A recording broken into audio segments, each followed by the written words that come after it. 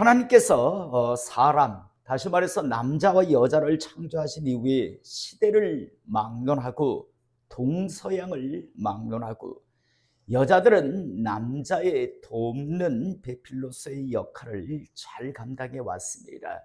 이건 시대에도 구약 시대, 신약 시대를 가리지 않고 항상 이런 모습을 지켜왔고 또 동서양을 막론하고요. 그렇게 여자는 남자의 돕는 배필의 역할을 잘 감당해 왔습니다. 우리가 구약 성경을 봐도 여자들이 남자들을 돕는 그런 역할을 잘 감당하는 것을, 남자를 주도하는 그런 것을 잘 보지 못합니다. 그것은 그렇게 하는 건요, 하나님의 사람의 창조의 목적과 일치하는 바른 것이었습니다. 그런데 복음이 전파되면서 복음에서 얻은 자유가 오해되어서 그리스도의 가정이 분란을 일으키기 시작합니다.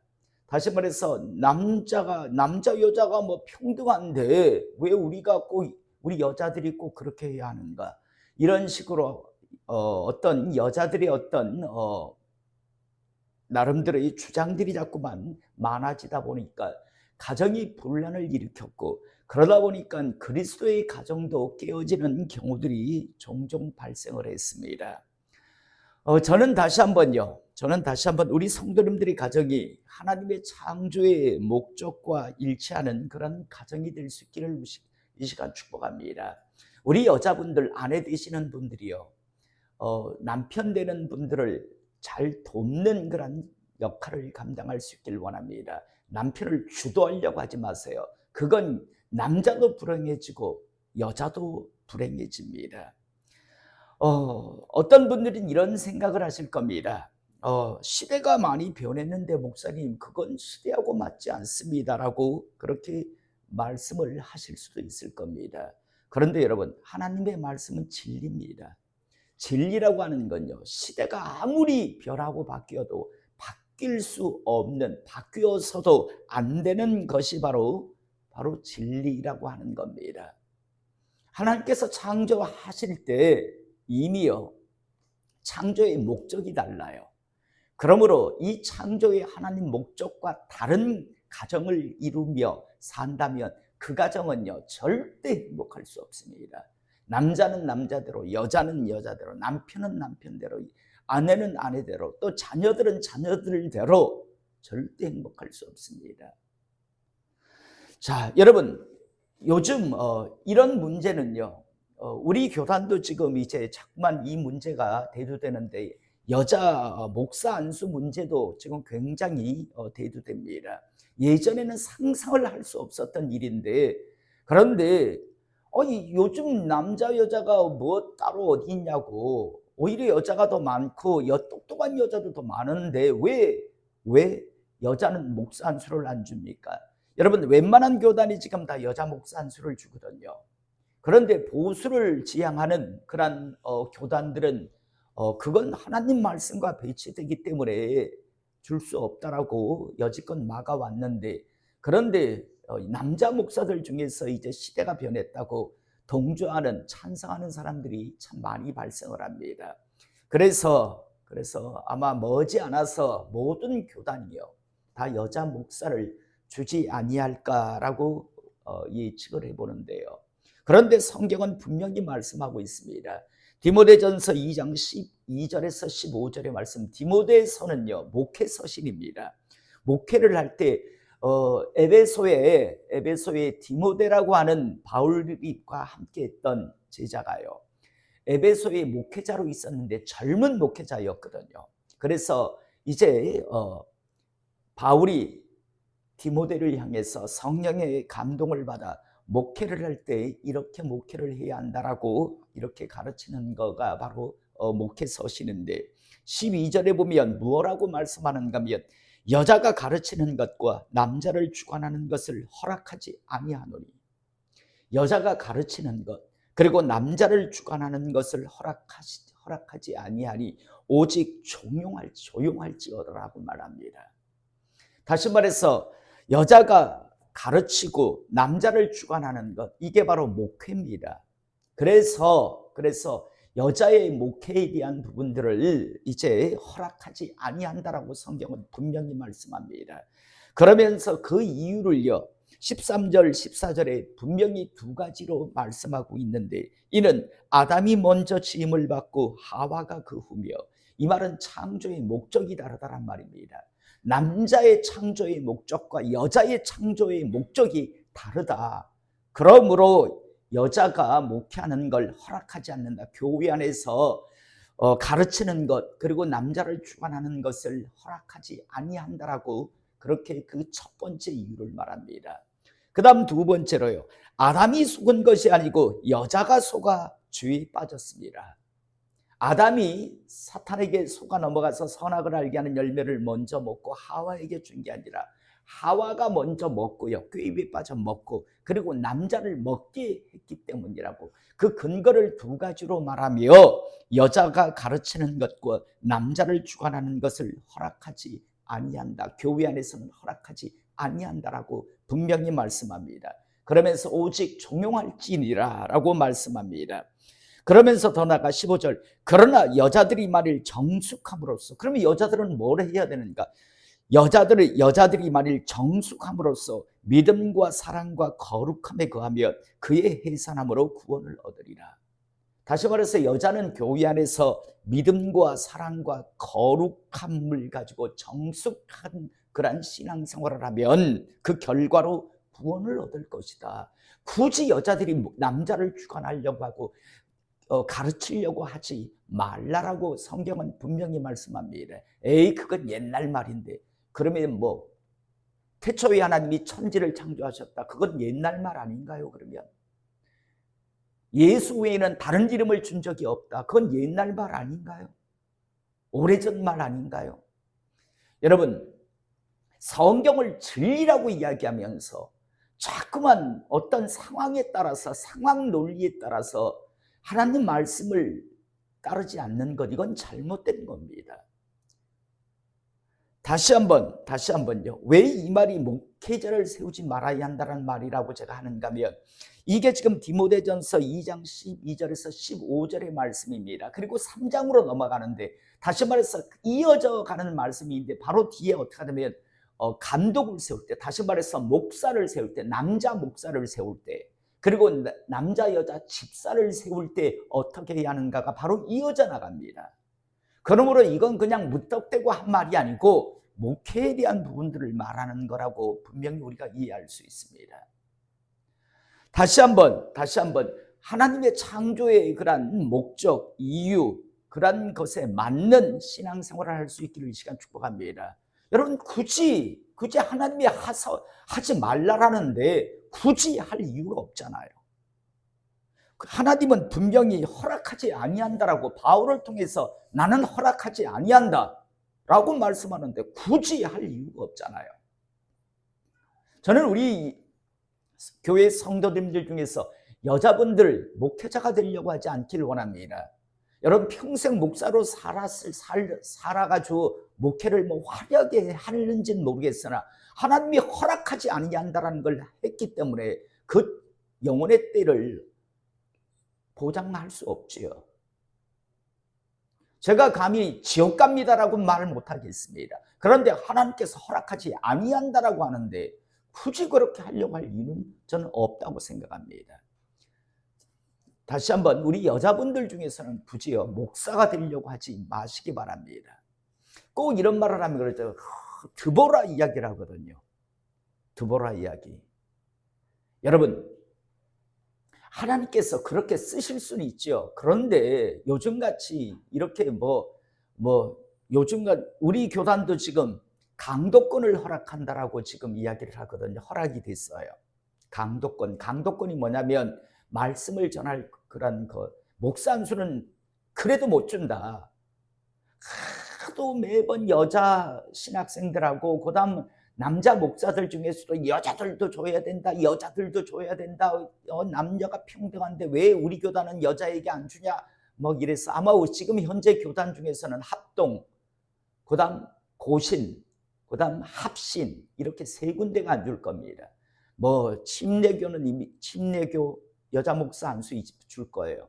그리고 뭐 감리교가 제일 먼저 줬고요. 그다음 통합측, 장로교 중에서도 통합측에서 줬습니다. 그런 식으로 지금 계속 이렇게 하는데 우리 교단도 하도 난리를 치니까요. 하도 난리를 치니까 강도권은 주자라고 그래서 아마 금년 총회 때 완전히 그렇게 결정이 날 그런 상황으로 지금 전개되는 걸 보게 됩니다.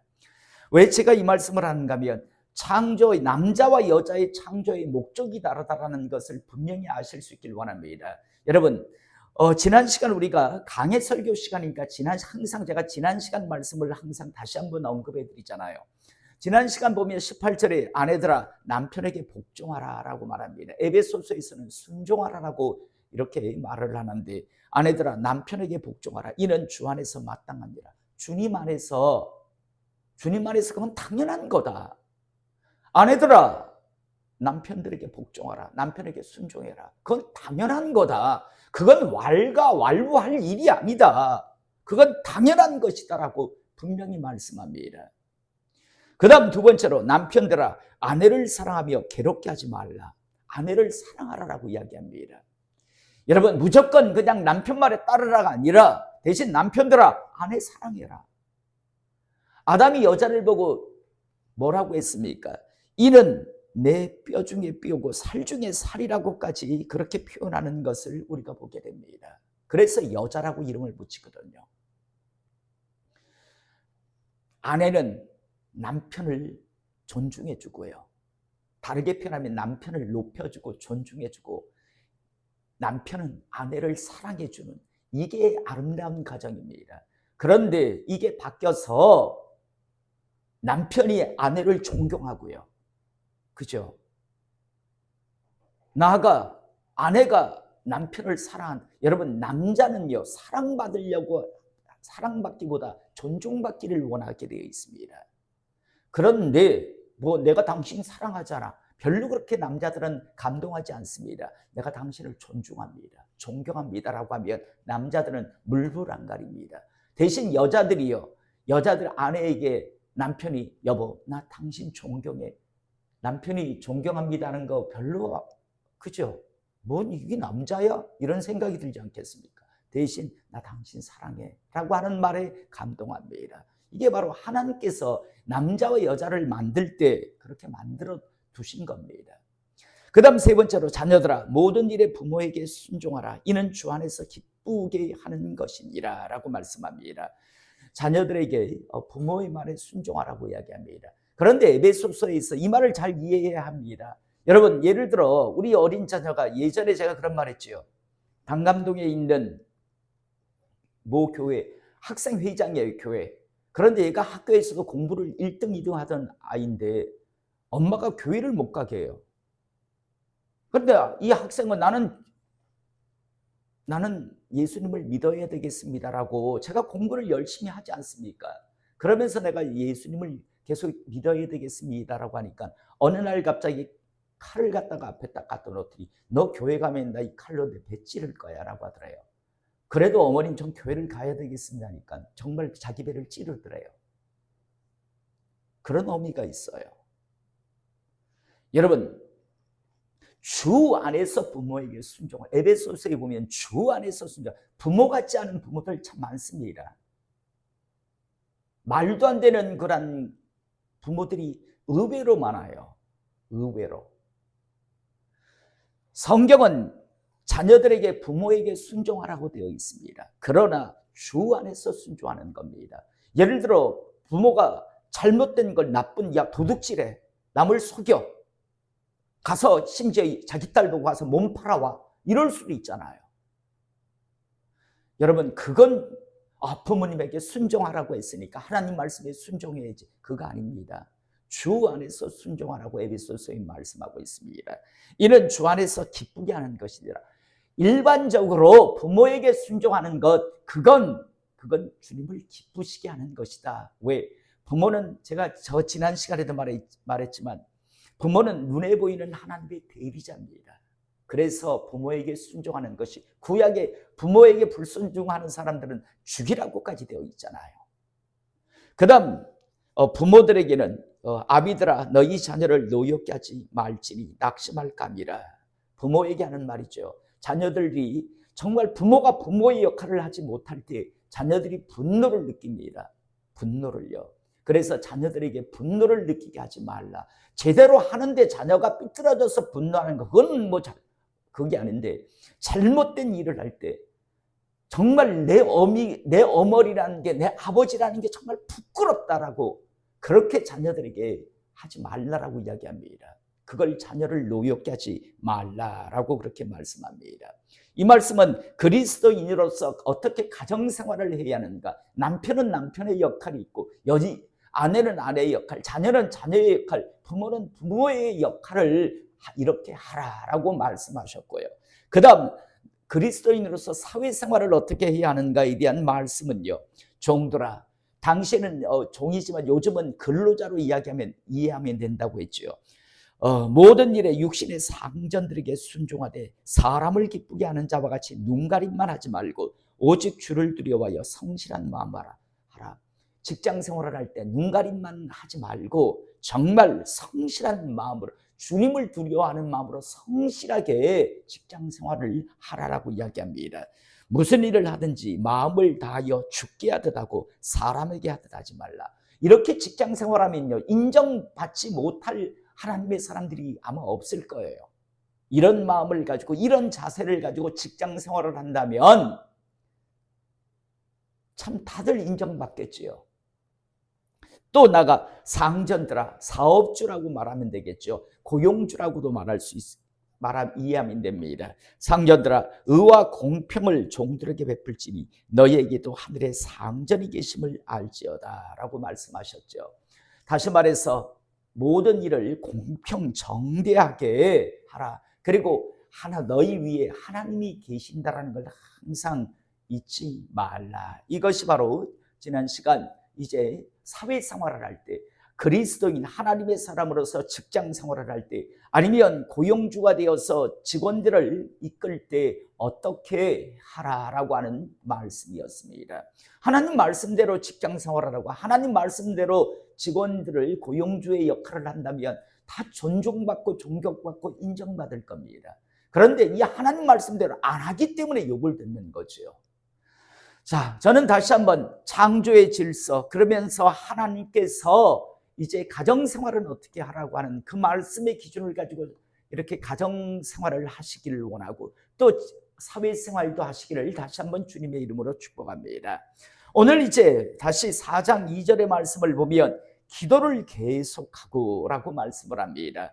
여러분, 다시 말해서 기도를 계속하란 말은 기도를 멈추지 말라라는 말씀입니다. 이 말은 여러분, 기도를 이렇게들 표현합니다. 기도는 그리스도인에게 주어진 특권이다. 그리스도인에게만 주신 특별한 권리입니다. 여러분, 이 권리를 사용하실 수 있기를 원합니다. 이 권리를 사용 안 하는 게 기도 안 하는 거겠지요. 그러므로 바울은 기도를 계속해라, 기도를 멈추지 말라, 그리고 기도를 계속하되 또 하나 기도에 감사함으로 깨어 있으라 라고 말씀합니다. 저는 이 말씀을요 이제야 깨닫습니다. 무슨 말인가 하면, 여러분, 기도할 때 무엇을 주시옵소서 이렇게 뭘 우리가 구하기보다요, 여러분, 감사함을, 여러분 돌이켜보면 참 하나님의 은혜가 너무 크잖아요. 하나님 기도할 때 감사함으로 깨어 있으라라고 말합니다. 여러분, 감사가 빠진 기도를 하면 정말 메말라 팍팍합니다. 그런데 하나님, 참 감사의 그런 기도를 하다 보면 정말 너무너무 있잖아요. 기도가 깊어지고 정말 여러 가지 하나님 주시는 은혜가 큰 걸 깨달아 알게 됩니다. 바울은 그래서 골로새 교회 성도들에게 기도를 멈추지 말아라, 기도를 계속해라, 그리고 기도에 감사함으로 깨어 있어라, 항상 감사함의 기도를 빠뜨리지 말라라는 말입니다. 저는 여러분, 암만 힘들어도 우리가 하나님 은혜 아래서 구원의 은혜를 누리는 것, 구원의 기회를 받은 것, 그리고 하나님 은혜 아래서 이런 여러 가지 것들을 누리고 살아가는 것, 이런 것들을 이렇게 기도한다면 여러분, 그 기도는 깨어있는 기도가 될 겁니다. 그런데 필요한 것만 막 이것 주세요, 저것 주세요, 이거 필요한데 저거 필요한데 이런 기도만 하면 나중에 기도가요 점점 메말라집니다. 오늘 바울은 골로새 교회 성도들에게 기도를 계속하고 기도를 멈추지 말고 기도의 감사함으로 깨어 있으라라고 말씀합니다. 또 나아가 3절 또한 우리를 위하여 기도해야 돼.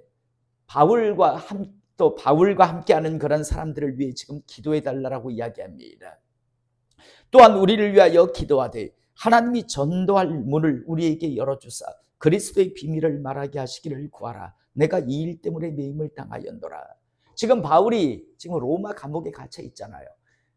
새빵이지만 계속해서 하나님을 우리를 위해서 좀 기도해 달라고 지금 부탁하는 것을 우리가 보게 됩니다. 왜? 하나님이 전도할 문을 우리에게 열어주사 그리스도의 비밀을 말하게 하시기를 구하라. 내가 이 일 때문에 매임을 당하였노라. 바울은요 모든 것에 복음 전파, 복음 전도에 모든 마음이 담겨져 있습니다. 그래서 골로새 교회의 성도들에게 여러 가지 권면을 한 이후에 우리를 위해서도 좀 기도해다오. 그래서 더 복음의 문이 점점 더 열어주사 그리스도 비밀을 더 많이 복음을 더 많이 전할 수 있도록 그렇게 좀 우리를 위해 기도해 달라고 이야기합니다. 그리하면 내가 마땅히 할 말로서 이 비밀을 나타내리라. 너희들이 그렇게 기도해 줌을 통해서 내가 더 큰 하나님의 그런 사역들을 감당할 수 있을 것이다. 내가 정말 정확하게 명확하게 복음을 전할 수 있을 것이다 라고 하면서 기도를 부탁합니다. 또 이제 5절에 외인에게 대해서는 지혜로 행하여 세월을 아끼라 라고 말씀합니다. 여기서 외인은 불신자를 이야기하겠죠. 외인에게 대해서는 지혜로 행하여 세월을 아끼라.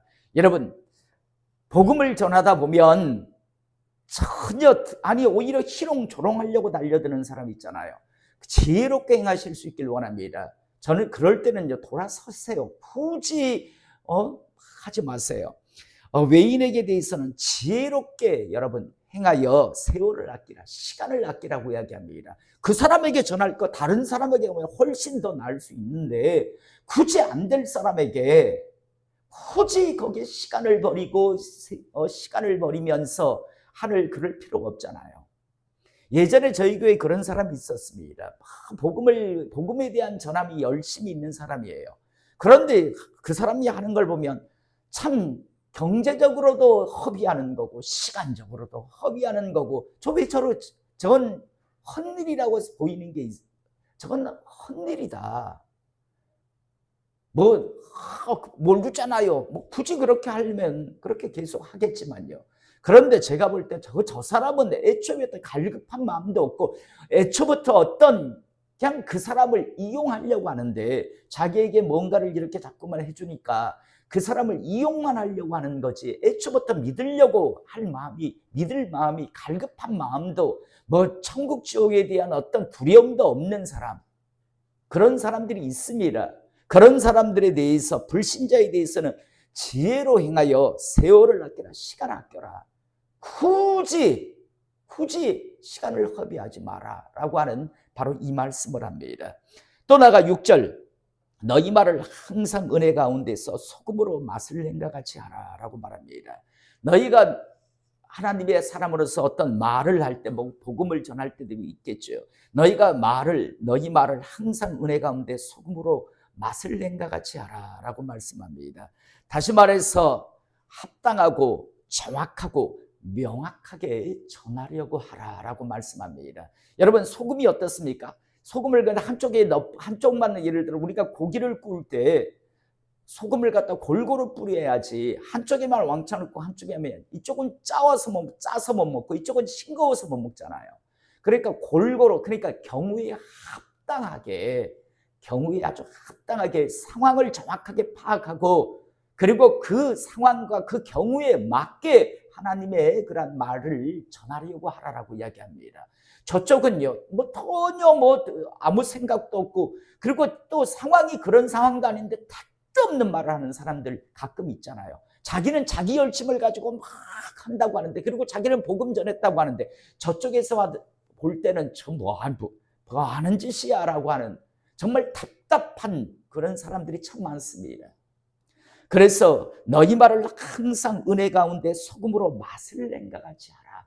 정말 상황에 맞게, 상황에 정확하게 맞게 소금을 골고루 이렇게 뿌리듯이, 그리고 소금을 넣으면, 소금을 넣었을 때 왜 싱거워 먹을 만한, 왜 우리가 찌개 같은 경우에도 한 번씩 저는 소금을 좀 더 넣어달라고 할 때가 있어요.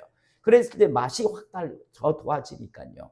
그렇듯이 경우에 합당하게, 그리고 또 정확하게, 그리고 명확하게 하나님의 말씀을 전하려고 하라. 여러분 정말 그런 사람 많거든요. 저쪽은 들을 생각도 없고, 그리고 저쪽은 빨리 맞췄으면 싶은데 장황하게요. 나중에 저쪽에서 진저리를 칠 정도로. 그래서 다음에는 그런 자리를 아예 만들지도 못하고 만나지도 못할 그런 상황을 하는 정말 답답한 사람들이 있습니다. 정말 실제적으로 있잖아요. 저는 다시 한번요. 너희 말을 항상 은혜 가운데서 소금으로 맛을 낸 것 같이 하라. 그리하면, 그런 생각을 가지고 그렇게 말을 하면, 그리하면 각 사람에게 마땅히 대답할 것을 알리라. 어떤 말을 해야 할 것인가를 알 것이다. 네가 그런 생각을 딱 가지고 이런 경우에 합당하게, 상황에 맞게, 또 이런 여러 가지 그런 부분에서 말씀을 전하려고 할 때 네가 그 상황에서 어떤 말씀을 전해야 할지 그걸 알게 될 것이다. 그런데 뭐 보면 막 자기 열심을 가지고 난 지금 복음을 전하고 있어 하면서 30분, 1시간, 그런데 저쪽에서는 막 진저리를 치르게 하는, 그래가지고 다시는 그 사람 옆에 오지 않으려고 하는, 그렇게 하는 사람들도 실제 있거든요.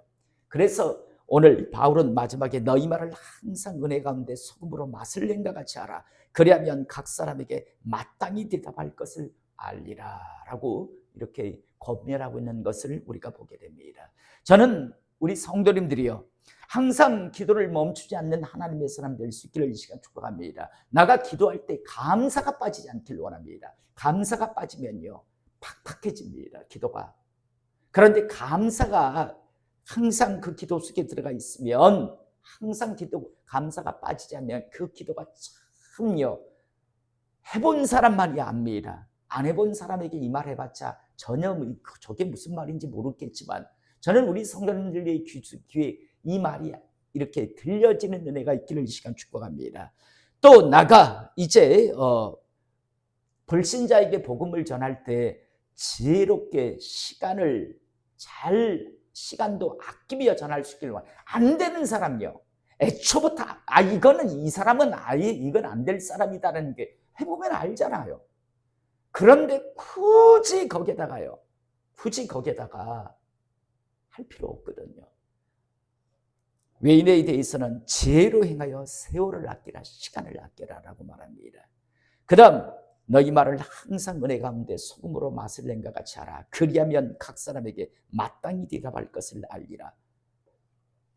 상황에 맞게, 그 사람 여러 가지 여건에 맞게 그 분명한 말씀을 그렇게 전해야지요. 택도 없는, 이 사람은 지금 지금 밥을 못 먹어가지고 지금 예를 들어 막 지금 허우적거리고 배가 고파 죽을 지경인데 엉뚱한 이야기예요. 엉뚱한 이야기하고 있으면 그 사람은 진리지요. 그렇게 말씀을 전하는 게 아니라 상황에 맞게요. 그렇게 지혜롭게 하나님 말씀을 전하려고 하라. 그런 자세를 가지고 있어야 각 사람에게 마땅히 말할 것을 이제 알게 될 것이다라고 말씀합니다. 저는 이 말씀들이 언젠가 여러분들이 하나님의 그런 사람으로서 어떠한 상황에 이렇게 맞닥뜨렸을 때 이 말씀이 여러분들에게 등이 되기를, 길이 되기를 이 시간 축복합니다. 그래서 하나님의 사람으로서 제대로 된 어떤 그런 사명을 감당하는 하나님의 사람 되시기를 이 시간 주님의 이름으로 축복합니다. 기도하시겠습니다.